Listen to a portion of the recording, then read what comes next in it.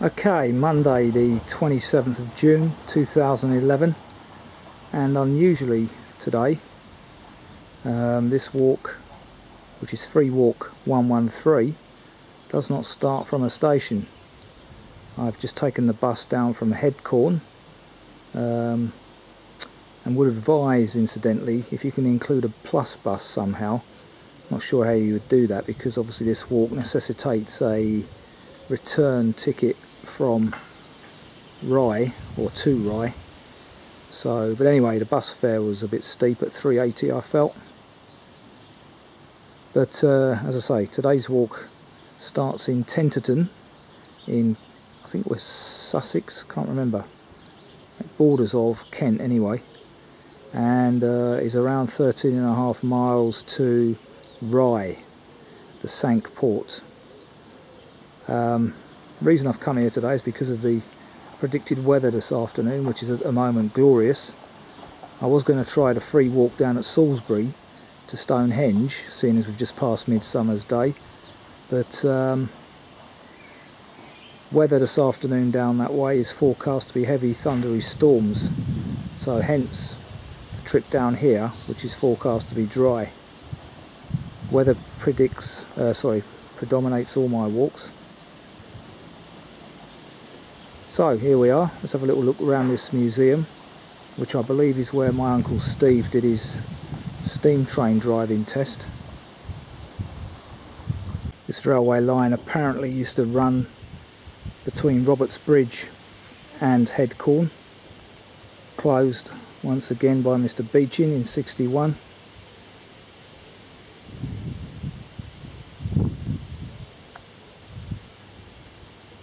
Some lovely relics here. Looks like a DMU there.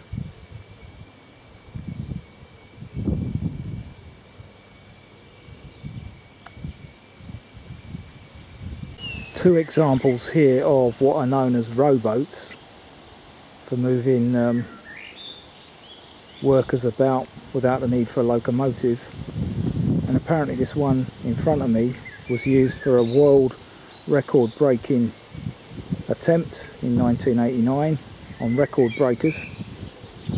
Apparently it did break the world record as well. 300 yard standing start to 300 yards in 30 seconds, which is pretty impressive. Information board there telling us that the railway currently runs from Bodiam Castle to here. Outline there of the layout of the station.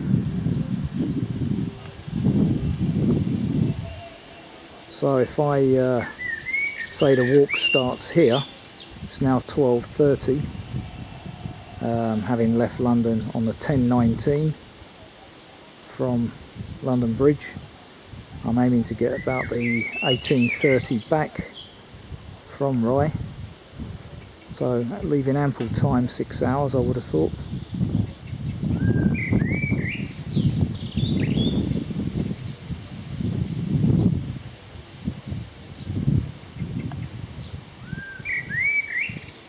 So let's press on.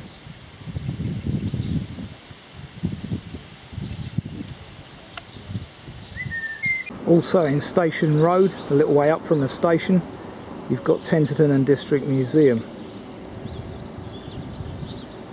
with a relic of a steam locomotive there. Tenterden's church, name unknown as I stand here at the moment. Quite impressive up there on the hill. It's actually called St Mildred's from another angle. Confirmation at a time.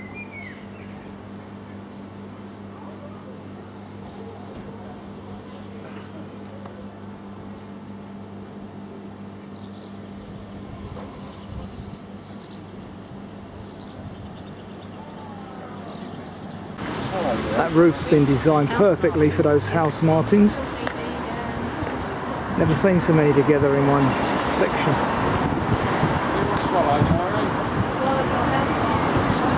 House martins.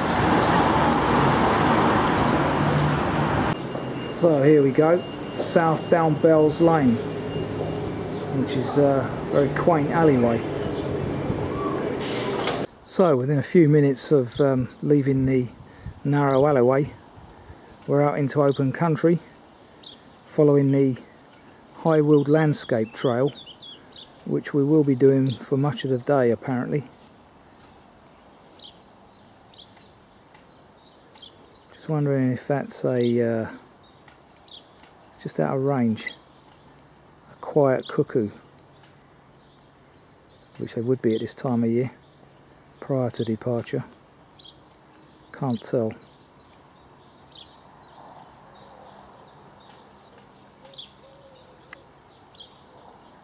The step stile just in front of Belcott Manor Farm. Confirmation of our route.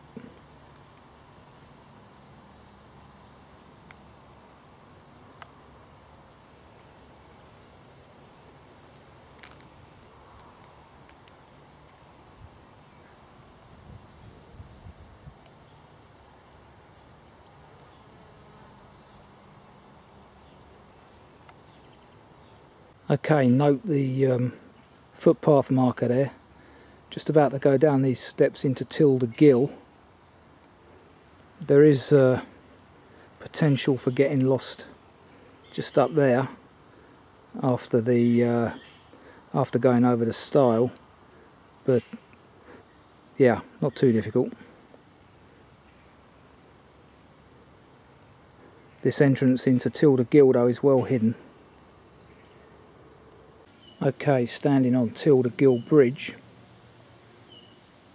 and there's hardly any water there in the gill itself, although having said that, it is quite muddy in here despite everywhere else being bone dry. Absolutely delightful, lovely and cool in here, but there is an aroma of wild garlic, ransoms.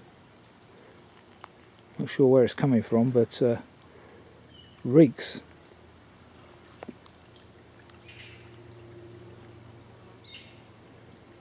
There's the remnants of a former bridge.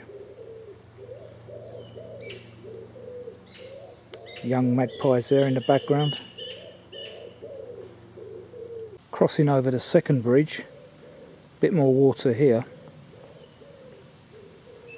Also a tree fallen very close to the bridge. Probably knocked it out, I would have thought, when it did originally fall.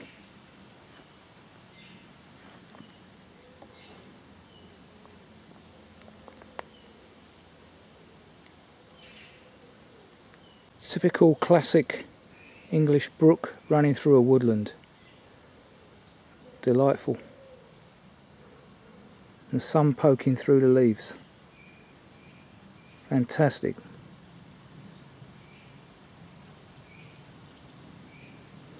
Rabbit burrows in the bank there. Little bird song though. Occasionally the odd chiff chaff, and that's about it. And those magpies. Still following the gill. Absolutely delightful walking in here. Even though it's been dry and hot, there's still potential for this section to be muddy, particularly after rain. Bit more bird song now. Sounds like a song thrush.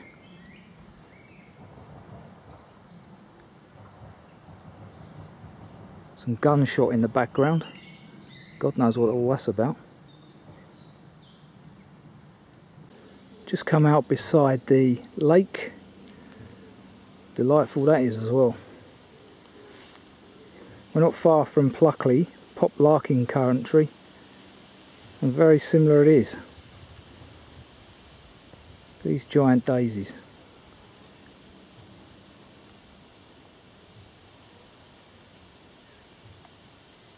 They're all along the footpath here.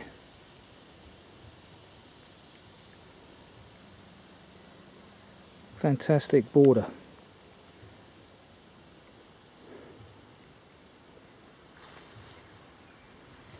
I understand that these larger varieties are not You're just disturbed there by some bird in the background. Yeah, these are not what I think they are, but some variety of hogweed, I think. Quite tall. Might even be hemlock. All sorts of creatures leaping into the lake as I walk past. And that bird in the background there is something unusual.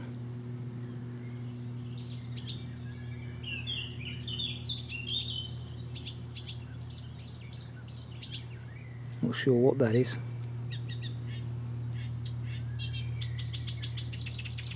And I'm very unlikely to get it on film either.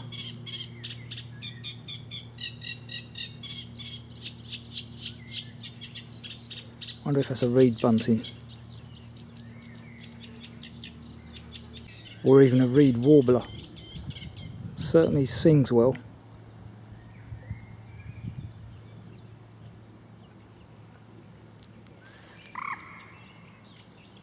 Absolutely delightful. On a day like today anyway. Peaceful. Just over there, flying above the woods. Some buzzards. Not sure if they're in view either. So there's what's been leaping into the lake while I've been walking past. A pair of them. Not sure what sort of, I think they're toads as opposed to frogs.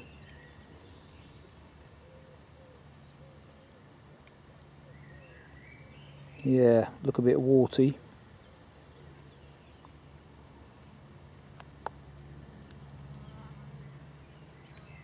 Quite large as well, pair of adults.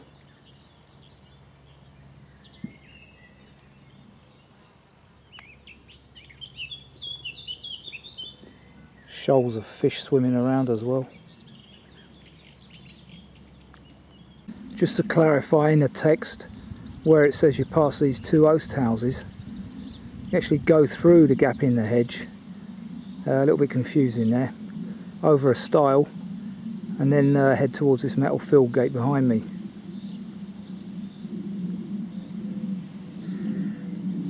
Which is just here.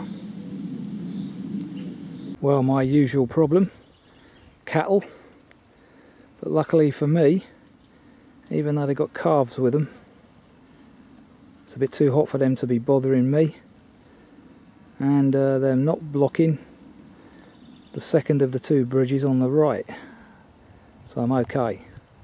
Hooray! Delightful grassland walking, and the view back from whence we've just come, with the oasts in the far distance there. On the outskirts of Smallhythe now, which is where I'll probably have my lunch, at the Church of St John the Baptist, because it's getting on, seeing as I'm a late starter. As we're in Kent, I guess it's inevitable that we're going to pass a vineyard and winery, and here is one, Chapel Down in Smallhythe.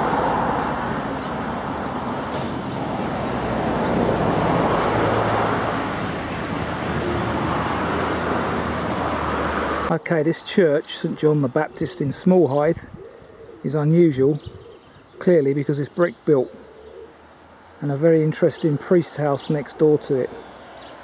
This will be today's lunchtime stop. So here we are in a small cemetery. Apparently, as I'm stood here, there's a service going on. So I shall make use of the facilities. As usual, there's one bench allocated for me, dedicated by Jennifer Melville, April 2000, and Anne K. Schroeder, May 2001. Guess they must have been friends. Anyway, it's around about 2 o'clock, so lunch is most welcome.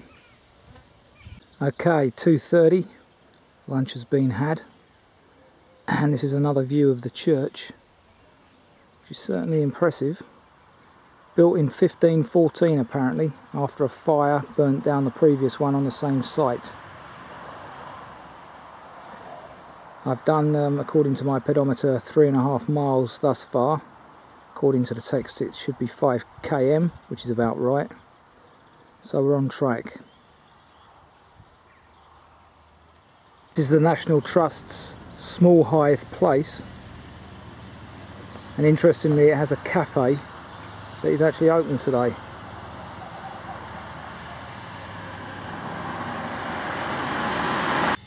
Information board there giving telling us prices and opening hours.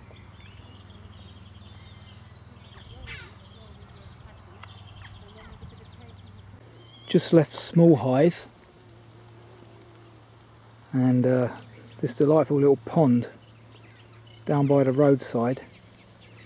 You can just see over there the yellow of the lily pads just coming into flower.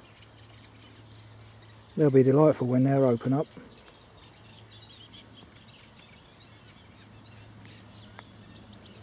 Plenty of fish in this pond as well. Ahead of me now we've got sort of Rother Levels type scenery developing. Plenty of bird life out there as well. Straight away you've got a flock of lapwings over there.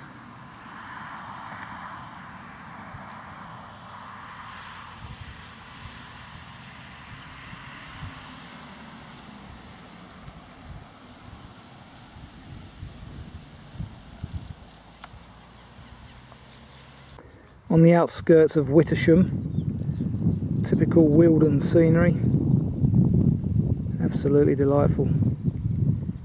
So peaceful down here. Sometimes forget you're in the southeast of England.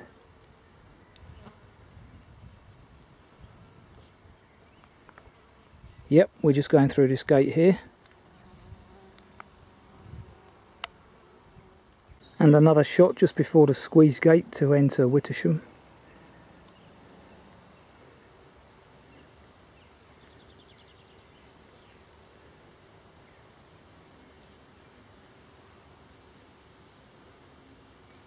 Another fine view on the left, mentioned in the text, from whence we've just come. Isn't that delightful? Glorious summer's day as well. Glad I chose this option as opposed to Salisbury today, where it's probably pouring right now.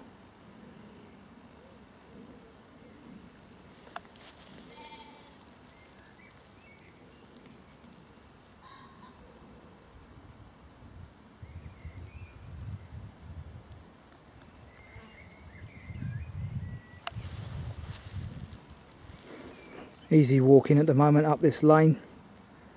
Still following the High Weald Landscape Trail, which thus far has been delightful, as have previous sections that I've done. Once again a fine view from just in front of Coombe House. We're going to leave the High Weald Landscape Trail here and go off into the wood, I believe.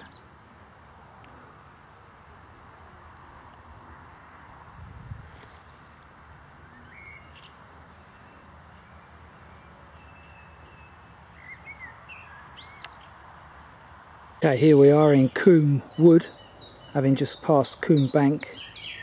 Suggested route is to the left down that way, as opposed to turning right that way. Plenty of birdsong in this wood. Chiff-chaffs, song thrushes there. Absolutely delightful. Well, incredibly, I've just done a full circle. Couldn't find the exit to the wood down the bottom by the gill.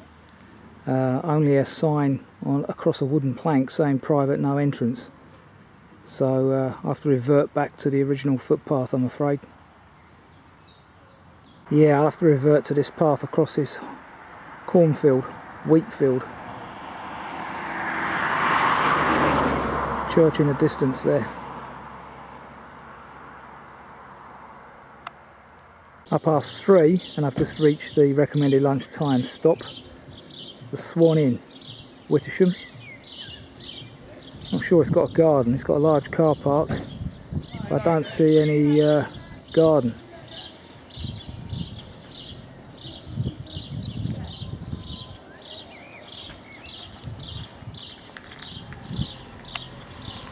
Food served 12 to 3, but there's a takeaway menu as well. So here we are, about to pass through a Kentish orchard, and that noise in the background is a squirrel.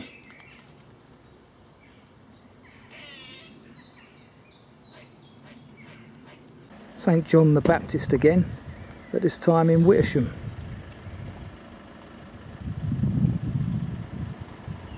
Yep, 4:15 already. Nice solid looking church that.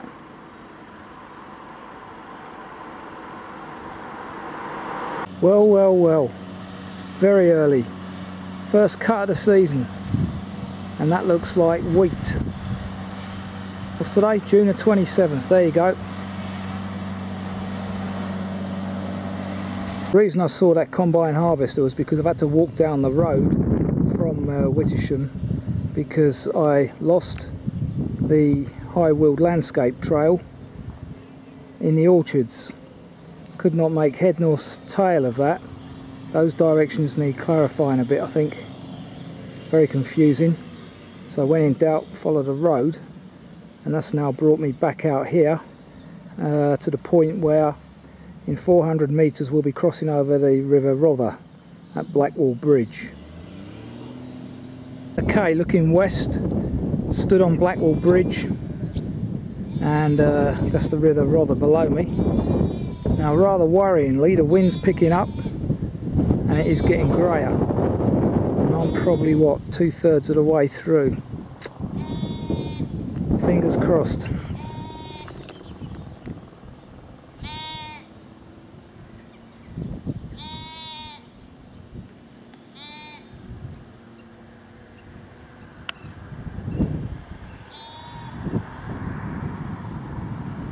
Now at the stile opposite the large house over the road there,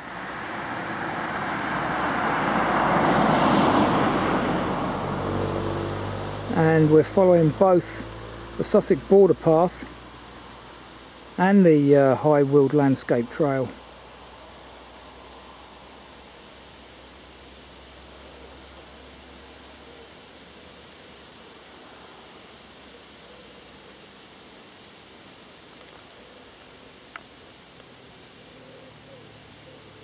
Following the Sussex border path and High Weald Trail through a field of oats, which is great. Wish they grew more of these. Best cereal out there.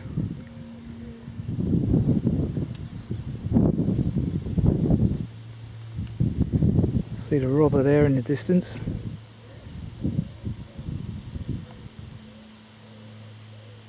And despite the rain, look at this fissure.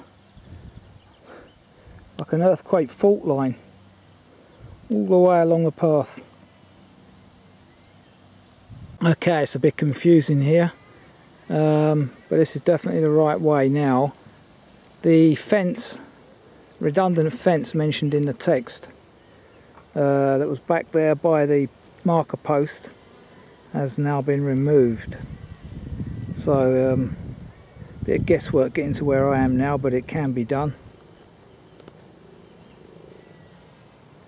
Just about to hit the pond. There's a small pond, but the footpath now comes by it. It's fenced off, and yeah, that's that. More woodland walking. We're approaching the edge of Peasmarsh now. About 600-700 metres to go to there. Very quiet in this wood. Funny how they vary. Guess that bridge there shows how muddy and wet it can be in here in the winter.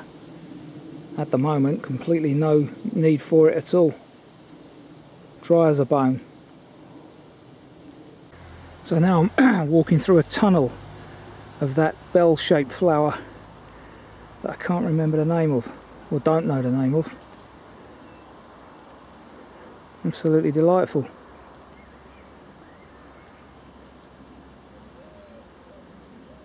Okay, just leaving Peasmarsh. It's already 6 o'clock, so no way am I going to be back on that 6:30 train. And we have our first sighting of the horrible wind farms down at Rye Harbour, I believe that is.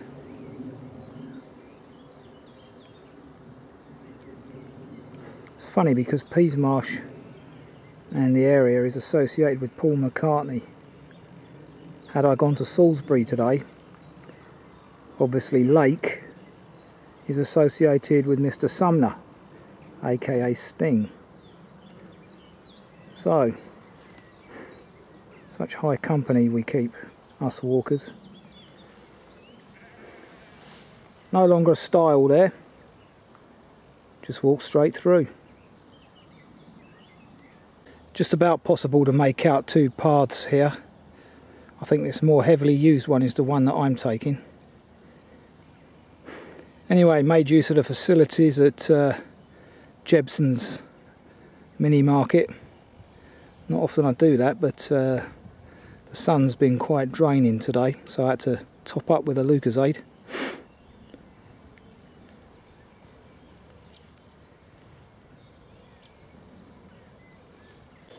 Okay, so here we are at the appropriately named St Peter and St Paul McCartney Church at Peasmarsh.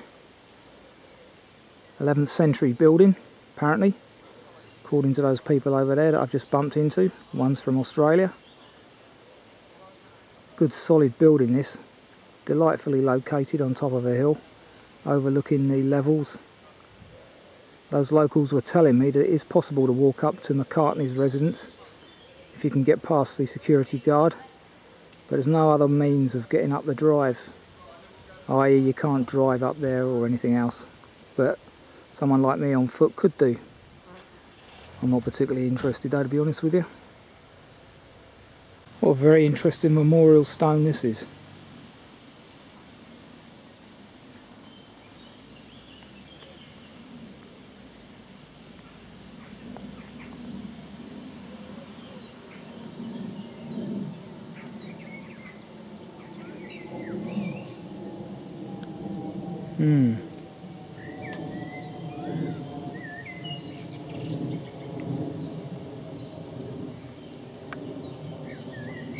Well, that's good to know. The church is offering a unisex toilet if needed.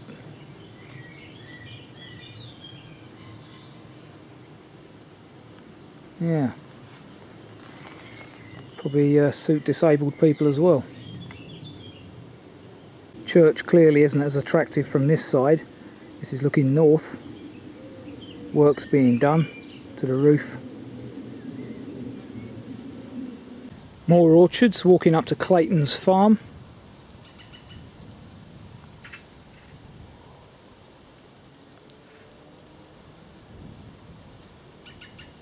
Wind's picking up again. Weathermen predicted rain any time after 7, so I'm still on time. The rabbits have eroded the bank so much around this part. It's like nothing will grow on it and it's about to collapse. Everywhere you turn, rabbit burrows.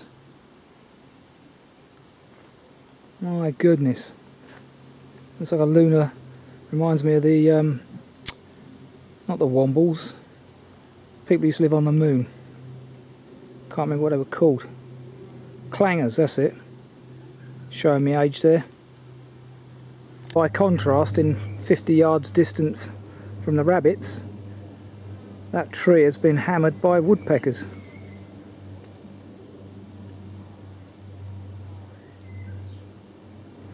This is quite a late walk for me now, coming up 6:30. So get some different aspects on this walk, no doubt, as the evening shortens. And something a bit larger than a rabbit lives in that hole. Looks like badger territory to me. judging by this pile of sand outside the front door. Another delightful view. It's getting very still now and peaceful as the evening draws in.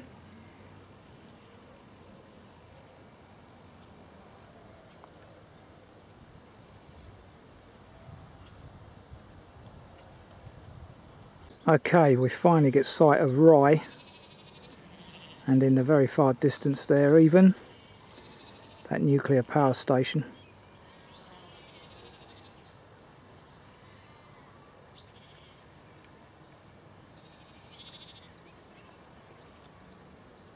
Ironic that. Wind power one side, nuclear the other. I think that's Dungeness, isn't it? One of the nuclear power stations anyway, can't remember the name of it. Where that little railway runs to. Romney, Hythe and Dymchurch Railway to Dungeness, I believe. And just over there in the distance, Hythe Church. So my camera's at maximum range, and that's 2.5 kilometres away. That's not bad, is it? Can't quite tell the time, but not bad.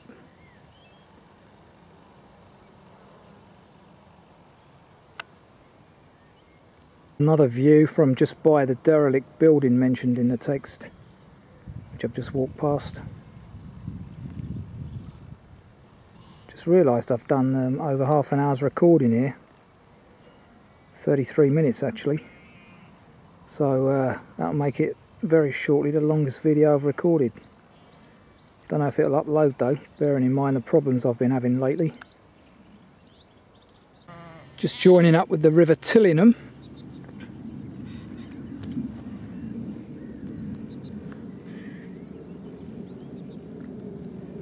Well, as I mentioned last week, I don't seem to be able to do one of my walks without finding a dead creature on it. And that looks like a sheep fallen in the River Tillingham. Wondered what the smell was as I wandered past. Well, that stile there's got to be one of the lowest I've ever been over. There's no headroom at all. Just on the fringes of Hythe now. About a quarter of a mile to go, 7 o'clock, and blow me, first spots of rain have just fallen. So for once the weatherman was spot on, if you excuse the pun. So 7:15, I'm back at Hythe. No sign of Mr. Hussey in the signal box today though.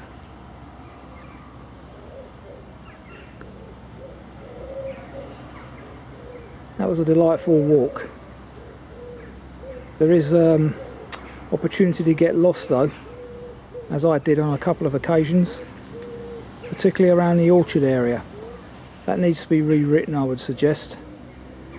I think I lost about half an hour today, so even so, 7:15, I left about 12:30. That's taken me a good old time, and the distance walked per my pedometer is 15.3 miles. So it's meant to be about 13.5, I've done 15.5. Anyway, free walk number 113 complete.